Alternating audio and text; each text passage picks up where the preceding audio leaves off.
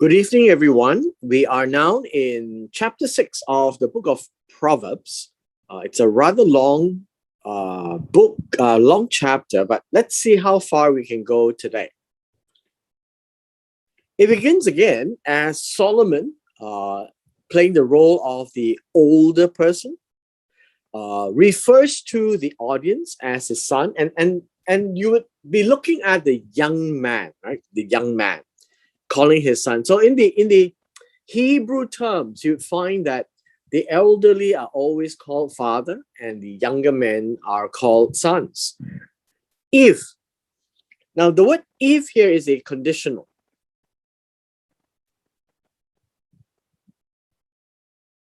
So what did he do? If you become surety for your friend, if you have shaken hands in pledge for a stranger. Now, this is a situation if the young man has gotten himself into. Now, if you look at this, you will see this surety. The surety, I think you can say that it is a pledge. A pledge to pay, right? That would be the meaning of this. A pledge to pay for some transactions. The word friend here, well, I guess you can call him a neighbor. And I mean, that's the common word. Associate, that would be acceptable translation. A companion, right? And then if you have shaken hands, and the word shaken hands, I guess you could say, well, made an agreement. Made agreement. And this word pledge, I guess, shaken hands in pledge.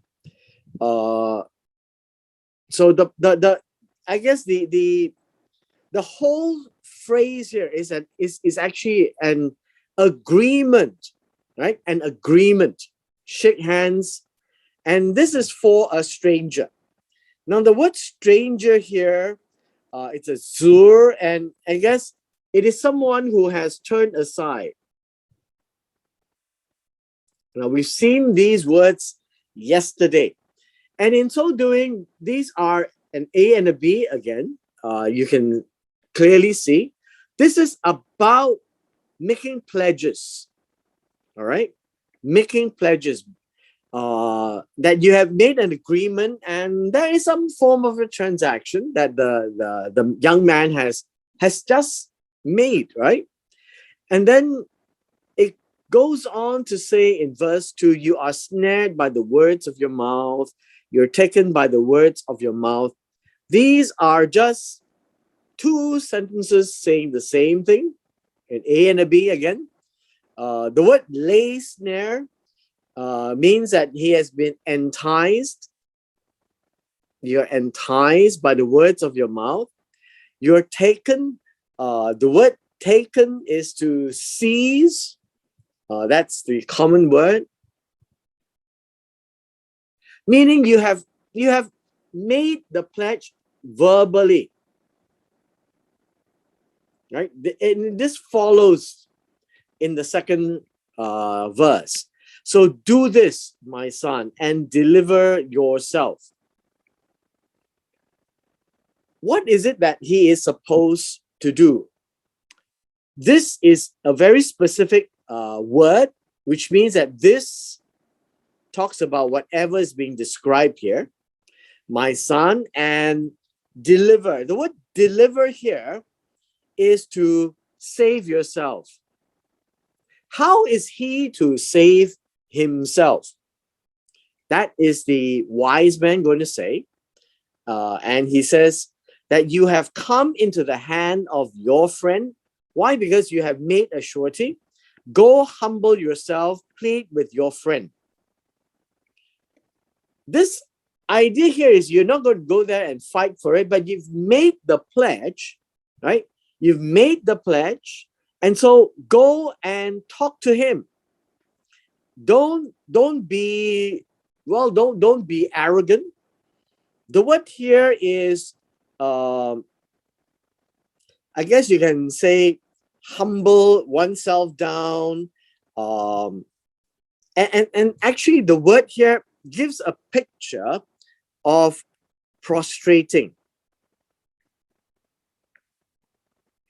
And hence you go there and kneel down, right? Kneel down. And this is a very oriental practice. And in this sense, it is not about the sense of paying respect, but in this case, the word here is about humbling oneself in pleading for a cause, right? In pleading for a cause.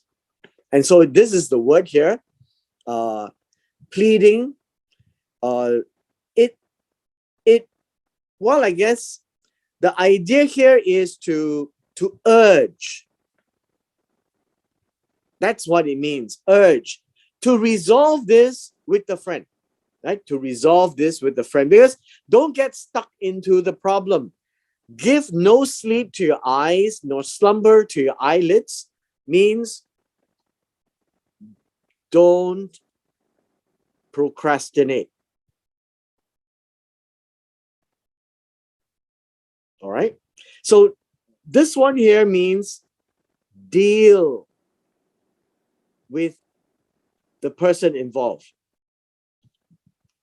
Verse 5, deliver. The word deliver is the same. It's the same as this word here, right? Deliver, right there, is to rescue yourself like a gazelle from the hand of the hunter and a bird from the hand of the fowler, the trapper. Now, understand that these are all very imagery-like. And so in Hebrew, the focus is always on the verbs. Deliver. Why do you need to deliver? This is the whole idea. Quickly. Right? All of these is to do it quickly. You can see one to another, right? It just flows one to another. And so if you get yourself into a predicament, go and resolve it. And I guess when you can take one step and look at chapter 6, verses 1 to 5, that if there is such an agreement that came out of the mouth, don't sweep it under the rug and pretend nothing happened. And this is the advice is given by Solomon.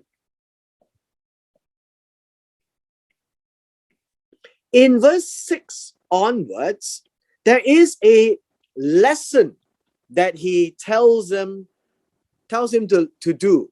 Go to the ant, you sluggard, consider her ways and be wise. Time to break this down. First of all, an ant. And the ant is, well, it's an insect, and it's in the feminine. And hence, because the word is feminine, it is also used to portray as a woman. And so it says here, you sluggard. Sluggard means lazy, right? Lazy, slothful. I guess you find all these words that you don't want to do anything. You should consider. The word consider is important. Consider means see. Go and look at her. So you remember, it's very visual, right? Very visual and very imagery. So the word see is translated as consider by the translator. But the word see, if you remember what I said, you see, you observe, you understand, and you gain an experience and insight. The ways, and this word here is ways. Ways would mean journey. Journey, or the way the ant will conduct its life, right? That's basically what it's saying. And then be wise. Be wise literally means be hokmah. Now, what does it mean to be wise? Essentially, it is to tell somebody to become wise, right? To act wisely. And so the picture of the ant, which is a feminine word in the Hebrew. Well, in English, you don't have masculine, feminine in the word ant. But here, the word ant is in the feminine, and that's why it matches with the word her. And if you recall, I said the Hebrew context is to use imagery. And this imagery is about an ant. Look at her ways, the journey of her life. What does it do? And once you observe, you get an insight, you can become wise. That's basically what verse 6 is saying. Because you are a lazy fella, look at it, and then you know what to do. That's the idea. You become wise, you become knowledgeable, right? You become more intelligent. And hence, the wisdom of the ant is now being expressed. Now, an ant is not a person. An ant is an insect, but now it's personified as a woman, and she has no captain, no overseer, or no ruler.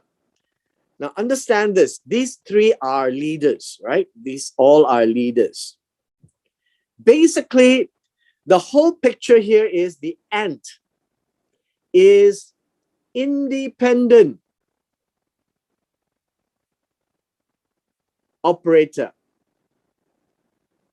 Now, the idea is that it is not independent as away from the colony, but independent in a way that the ant doesn't need to be told what to do. It just knows what to do, and it will do it unceasingly.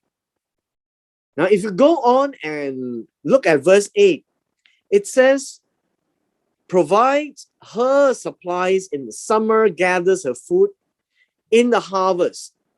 Both of these is about having, well, you notice the word supplies here. The word supplies here is actually bread.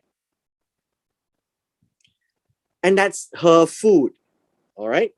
That's the food. The food here is things to eat. And so you notice there's an A and a B. And so what is the focus? The focus is always on the verbs, right? Provide and gather. And the way that the ant does it is that he does it very genuinely, very honestly, and doesn't steal.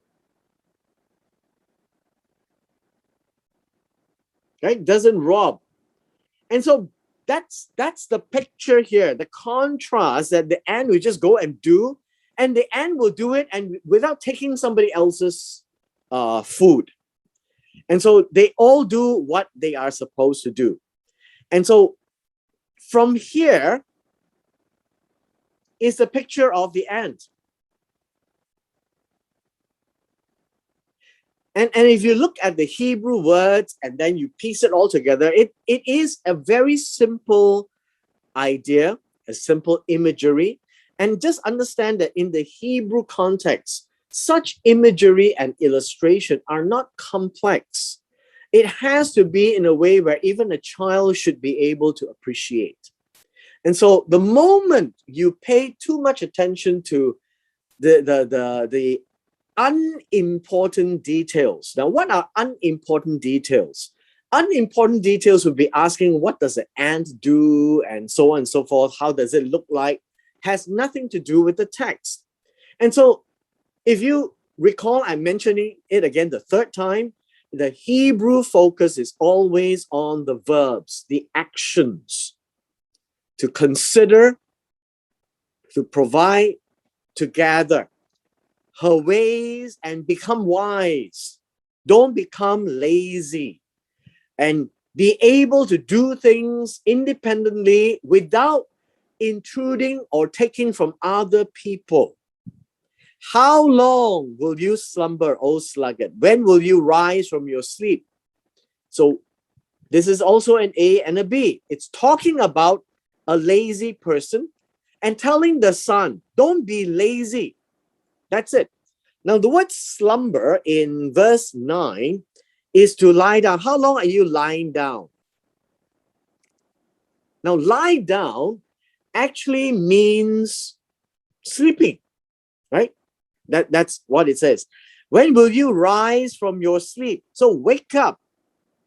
And the word sleep here is another word that literally means, sleep.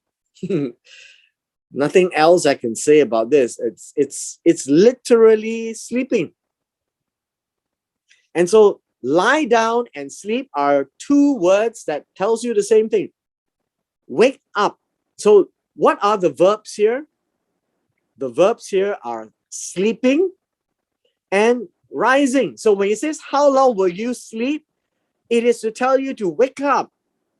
And so you can say that the focus here is don't sleep. Wake up. So it is about this. This is how you can actually understand the book of Proverbs a lot easier. A little sleep, a little slumber, a little folding of the hands to sleep. Now, all of these are indicators. Indicators that one is actually sleeping. And once you sleep in this context, your poverty will come on you like a prowler and your need like an armed man. And so these are all very imagery driven, right? So the focus here very much, as you can see, it's about your poverty. The poverty will come on you. Your need will be like an armed man, a prowler. So what is this? Poverty and your need means whatever you have, gone. Somebody will come and take it. So that's the whole idea, that you keep being busy, keep working, keep being, I guess you can say, keep being hardworking, keep doing what you need to do. Don't fall asleep. So this is to tell the young man, and young people, like even today, young people will sleep until the sun rises up for lunch. And so the idea here is to tell them, wake up, be industrious, be honest, don't keep sleeping. Now we come to verse 12. When we get to verse 12, I want us to now understand persons. Persons in the book of Proverbs, where it's a woman, a man, a father, a mother. All of these has a persona, right? It's a persona, unless the context is very clear. And so don't assume that we're talking about a real woman. Don't assume that we're talking about a real man, unless the context is clear. For example, when we first started in verse 1, my son, well, it's clear, right?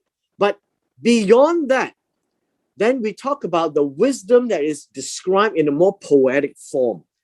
A worthless person, a wicked man, walks with a perverse mouth.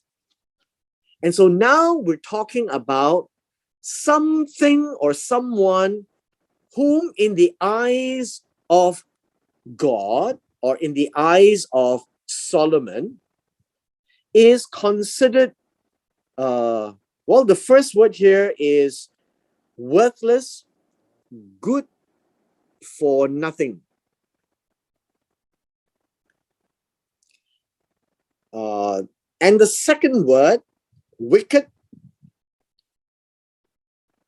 this would be someone who is, well, I guess you could say someone who is vain, has nothing. Also a good for nothing person. So you have an A and a B. And then it describes him as one who walks with crookedness of mouth. Now this word crookedness is distorted mouth. So the mouth is like bent. And it gives a picture of somebody who is perverse. The mouth represents the speech.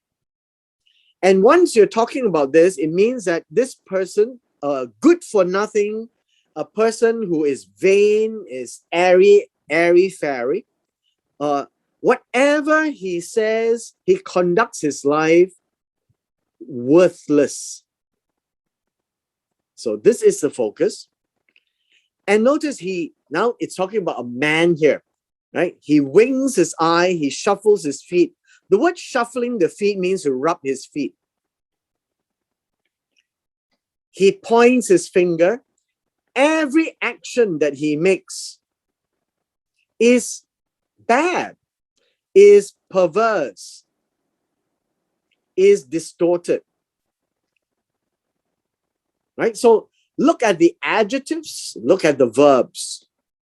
Perversity is in his heart. He devises evil continually. He sows discord, which means that you can look at this. Perversity, evil, discord is an A, B, C.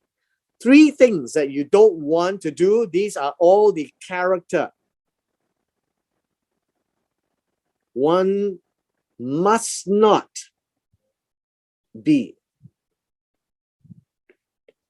Therefore, his calamity shall come suddenly, and suddenly he shall be broken without remedy. These are, I guess it's clear words, right? His calamity, the word calamity here literally means misfortune. A ruin. No, it's going to be so bad. And it will come suddenly. The idea here in verse 15, suddenly, means it's very surprising. You don't expect it. And then you see the next word here, this word suddenly, it is in an instant. But of course, it's two words that's actually saying about the same thing. He shall be broken. And the word broken means crushed, which ties up with ruin. And without remedy means without cure, without repair. And so you have an A and a B. And it tells you the consequence. And the consequence is very sudden. So a person who has such a character needs to be very careful, because there could be judgment that will come upon him without him realizing.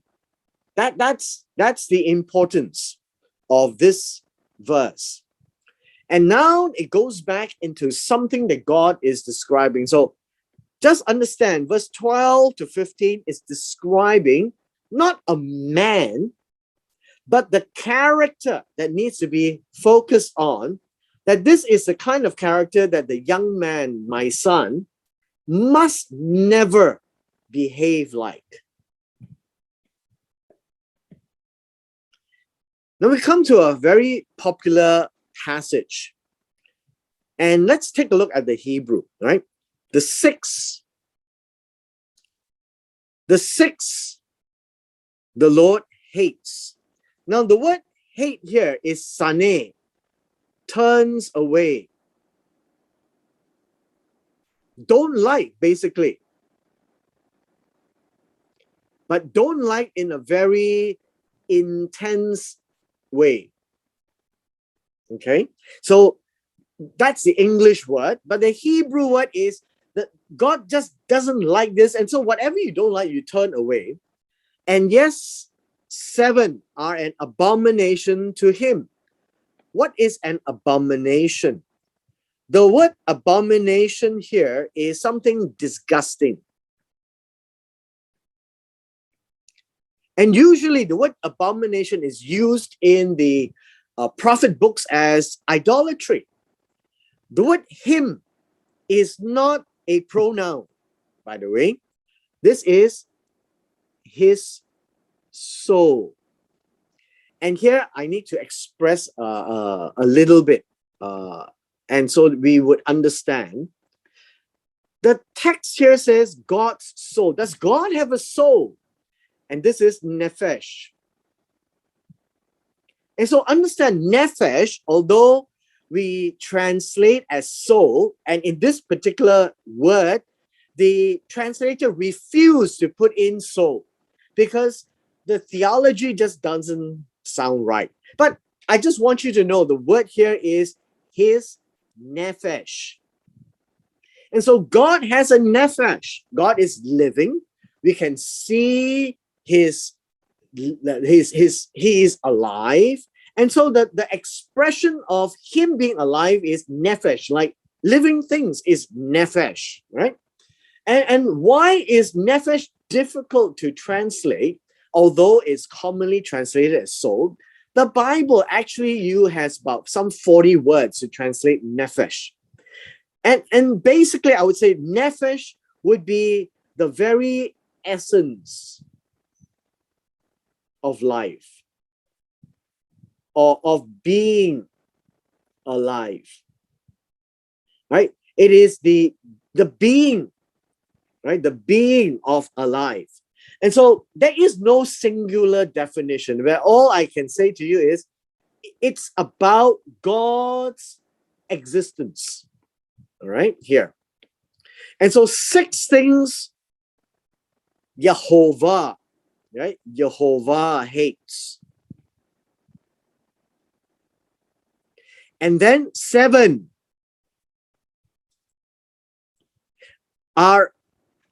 is a disgusting thing to his nephesh, which tells us that the Lord and his nephesh ties together.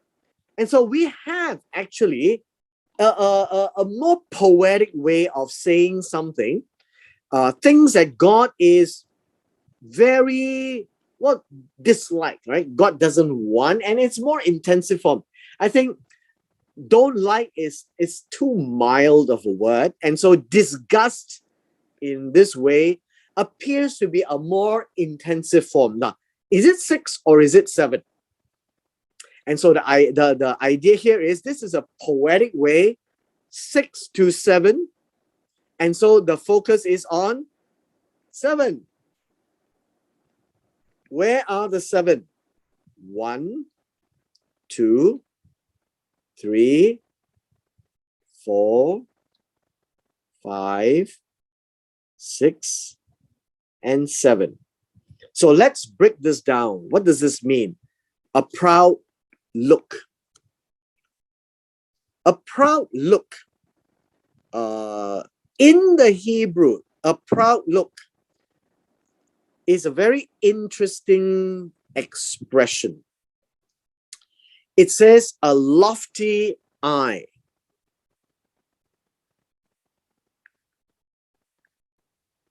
The eyes that looks up, So that is what it means. A proud look.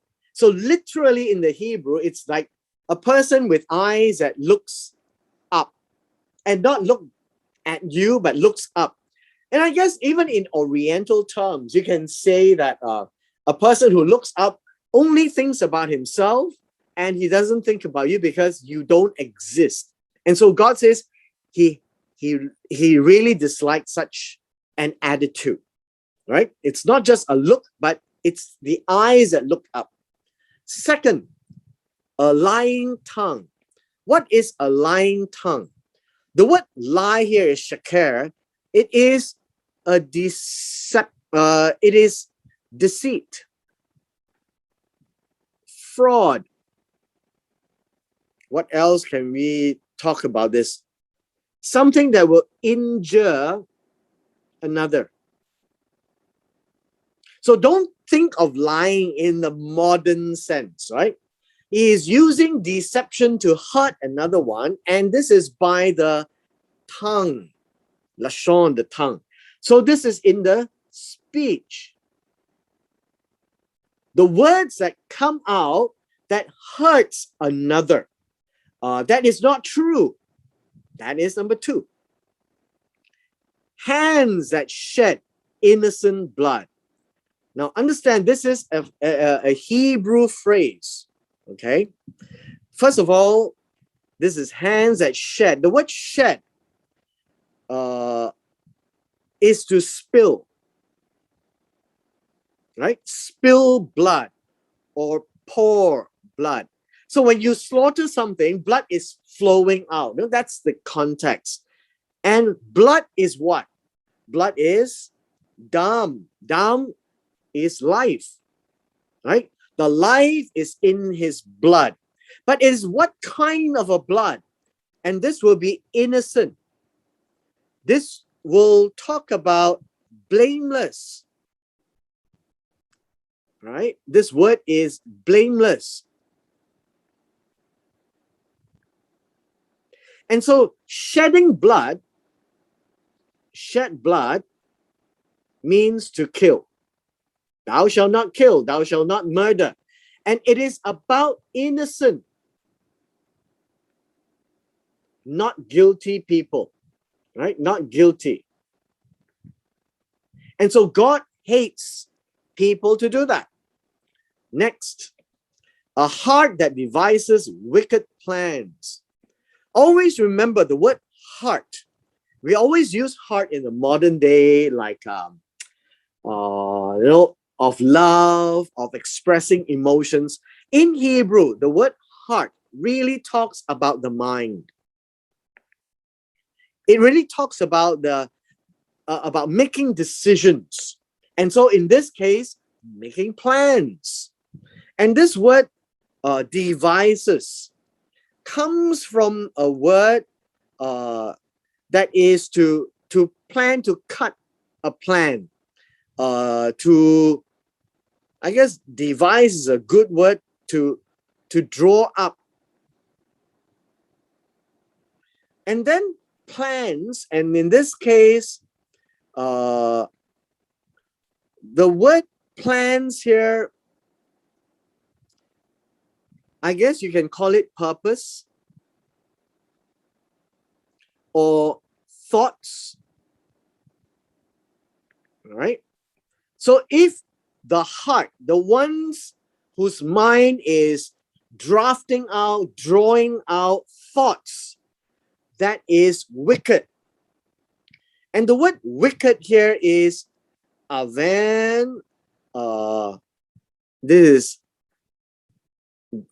from the word avon.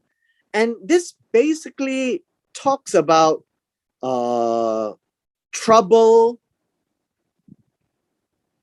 It has to do with idolatry. It has to do with what else is this? Causing grief. And so God says, you cannot have such thoughts. So if thoughts or plans or purpose that what you intend to do is to hurt others, cause trouble, serve other gods.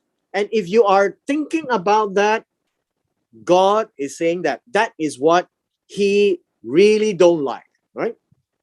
The next is about feet that are swift to running to evil. What is feet running? So these are all picture words. Feet that hasten. The word is anxious, right? Anxious, hasty. The word run, well, it ties together with the word feet, so that you run and you pursue. And the word evil here is ra'ah. That is disagreeable to the eyes of the beholder, and this will be God. So you feet that will go and do something that give God grief, that God is disagreeable with. 19, a false witness. A false witness is like in Exodus chapter 20, right? You shall not bear false witness. The word false witness is somebody who give a testimony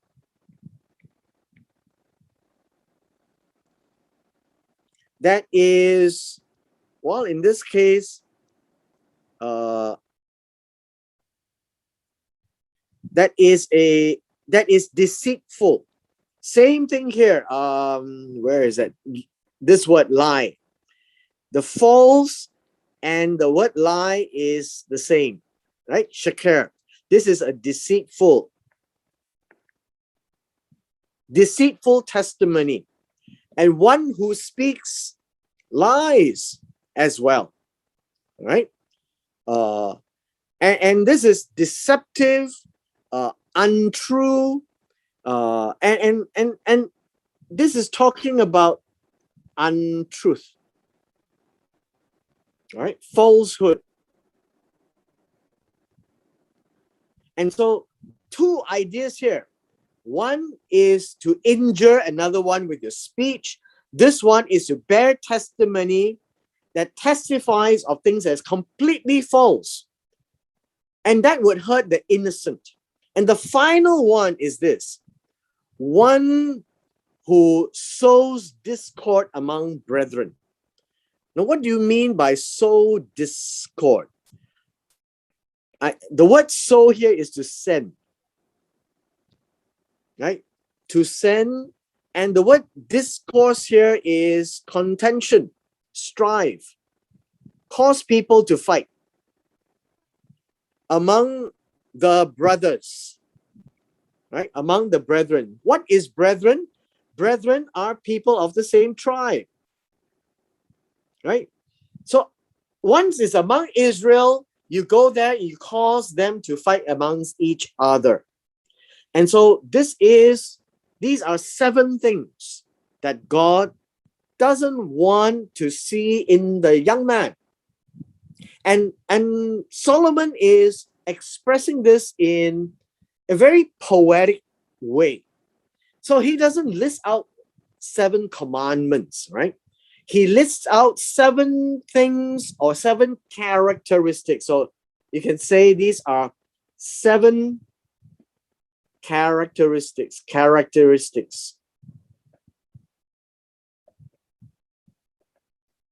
that is not befitting a man of God.